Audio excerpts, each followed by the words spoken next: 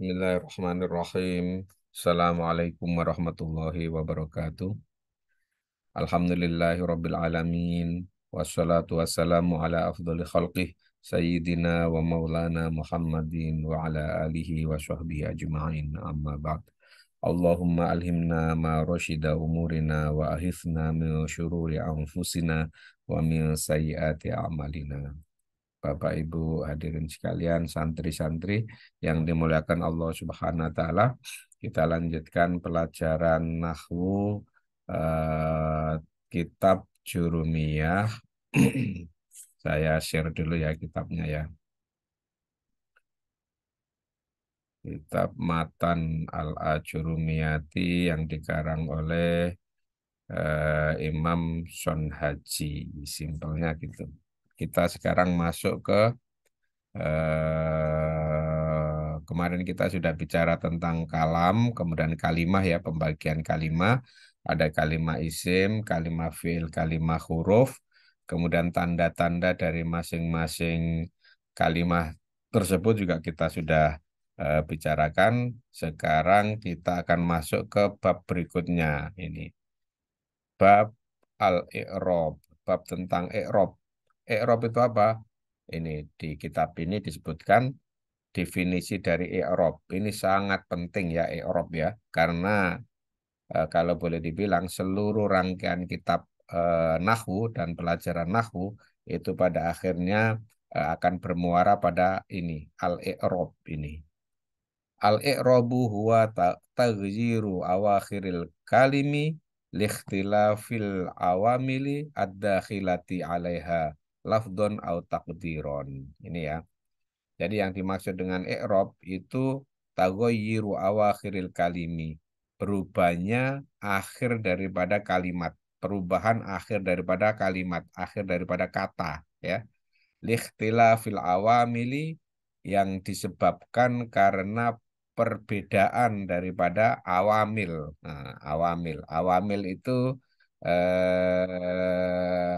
positioning lah kalau boleh disebut ya, positioning atau variabel yang masuk, ada khilati yang masuk alaiha kepada kalimat tersebut.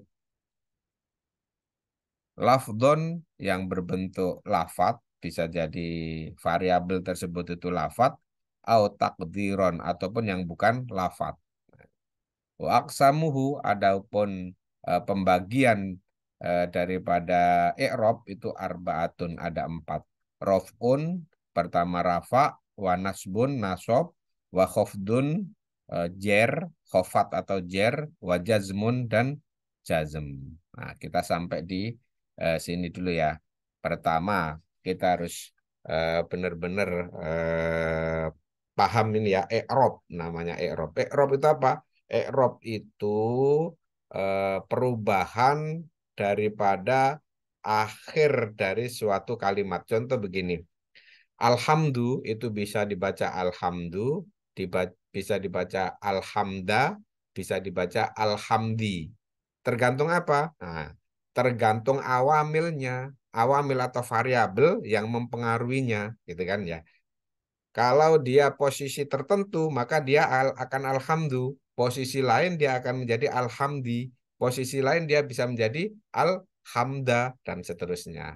Nah, maka itulah yang dimaksud dengan i'rob. Perubahan-perubahan itu yang dimaksud dengan i'rob itu. Nah, i'rob ini dibagi dengan empat, yaitu i'rob rofa, nasob, khofd atau jer, dan jazm. Jangan lupa ya, empat ya. Rofa, nasob, khofd atau jer, dan jazm. Nah, kita akan masuk, saya masuk ke tabel ya, supaya kita lebih lebih memudahkan. Ini kita stop share dulu, saya akan masuk ke tabel. Saya sharing lagi supaya memudahkan kita untuk pembelajarannya. Nah, dari sini ini. Nah, ini ya. Jadi keadaan akhir kata ini disebut sebagai i'rob. Udah kelihatan semua ya, Bapak Ibu sekalian ya. keadaan dari akhir kata itu i'rab. Ada dua di sini. Yang tadi kan langsung kita masuk ke i'rab kan. Ada dua. Pertama itu albina. Albina ini berarti ada satu kata atau satu kalimat ya yang dia tidak berubah apapun yang terjadi di sekitarnya. Variabel apapun yang masuk itu dia nggak berubah. Variabel apapun yang mempengaruhi itu tidak merubah dia. Tetapi ada satu kata al-i'rab. Nah, ini kata yang dia setiap ada variabel yang masuk ke dirinya itu langsung berubah dia. Nah, masuk kembali berubah lagi. Masuk kembali berubah lagi. Meskipun katanya itu sama, tetapi dia nanti di akhir katanya itu akan berubah. Jadi yang dimaksud dengan i'rab di sini itu perubahan akhir kata ya, bukan perubahan depan kata atau pertengahan kata. Seperti misalnya Hamdun, Hamdun itu hak, mim, dal kan. Nah, yang dimaksud i'rab itu perubahan di huruf dalnya itu bisa hamdun, dun, bisa hamdan, dan, bisa hamdin, din. Nah, jadi dan, dun, din itulah yang dimaksud dengan i'rab. Nah, i'rab itu ada empat yaitu rofa, nasob, khofat atau jer. Nih, bisa orang-orang bisa nyebut jer atau bisa khofat, tapi biasanya orang Indonesia sih lebih suka nyebut jer, lebih gampang daripada khofat gitu kan agak susah ya. Jer dan jazm. Nah, nanti di masing-masing ini rofa itu ada tandanya, nasob itu ada tandanya, jazm itu ada jer ini ada tandanya, jazm juga ada tandanya. Jadi masing-masing memiliki tanda-tanda tersendiri. Nah, sampai di sini kira-kira sudah bisa dipahami ya. Eh, saya ulangi lagi supaya ini kenapa kok perlu diulang-ulang supaya kita benar-benar memahami bahwa ini sangat-sangat penting dalam pembelajaran ilmu nahwu ya. Sangat-sangat penting. Kalau kita dapat ini nanti, itu kita akan eh, dapat semuanya karena startnya di sini. Tapi begitu kita nggak paham ini, kita nggak akan paham ilmu apapun di nahwu itu. Ya, pertama, i'rab ya, i'rab. I'rab itu ini perubahan akhir kata. Jadi jangan jangan jangan pusing dengan depan kata, jangan pusing dengan pertengahan kata, tapi i'rab itu akhir kata ya, akhir kata. Hamdun, dun dan din. Itulah yang dimaksud dengan i'rab. Nah, akhir kata ini akan berubah apabila ada variabel, kalau di dalam bahasa Arabnya itu disebut awamil tadi, awamil yang berubah gitu. Dia bisa menjadi dan karena ada awamil tertentu, dia bisa menjadi dun, alhamdun tadi karena ada awamil tertentu, variabel tertentu, dan dia bisa menjadi din karena adanya variabel tertentu. Nah, yang sangat memusingkan dari pemula itu justru nanti di sini. Mengapa dia harus rofa, mengapa dia harus nasob, mengapa dia harus jazm, mengapa dia harus jer. Nah, itu akan tapi itulah ilmunya nahwu di sini justru. Justru di titik inilah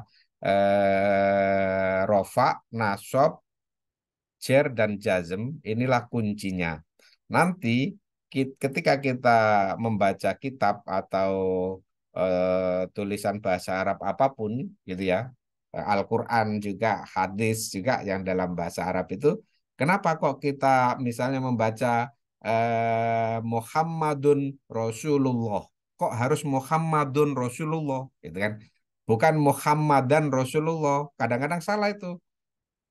Nah, sedangkan kalau kita syahadat asyhadu alla ilaha illallah wa asyhadu anna Muhammadan Rasulullah. Kenapa kalau kalau itu kok jadi Muhammadan Rasulullah yang tadinya Muhammadun Rasulullah. Nah, itulah nanti kita berbicara tentang ilmu nahwu. Alhamdulillahi. Ya, alhamdulillahi. Kenapa kok kita membacanya alhamdu kemudian lillahi? Apa bisa nggak kita membacanya alhamdulillaha? Eh, atau alhamdulillahu? Boleh nggak dibaca begitu? Itulah ilmu nahwu yang akan menentukan. Kalau kita nanti sudah belajar itu rofa itu seperti apa, nasab seperti apa, jazm seperti apa, jer seperti apa, dan tanda-tandanya itu apa. Kemudian variabel yang bisa merubah dari rofa menjadi nasob, dari rofa menjadi jer, dari nasob menjadi jer, kemudian dari rofa menjadi janjem, maka itulah nanti kita berarti akan mengerti tentang ilmu nahwu ini, ya. Itu aja untuk pertemuan pada hari ini. Semoga bermanfaat dan jangan lupa ya, i'rab itu ada empat: rofa, nasob, jazm, jer. Ini bisa dibolak-balik nggak apa-apa. Jazm, jer, nasob, rofa nggak masalah. Yang penting mengetahui bahwa i'rab perubahan keadaan kata itu dalam empat poin ini. Nah, nanti kita akan belajar berikutnya bagaimana tanda-tanda dari rofa, bagaimana tanda-tanda dari nasob, bagaimana tanda-tanda dari jer, bagaimana tanda-tanda dari jazm. Nanti kita akan belajar. Demikian pertemuan kita pada hari ini. Wabillahi taufiq wal hidayah. Wassalamualaikum warahmatullahi wabarakatuh.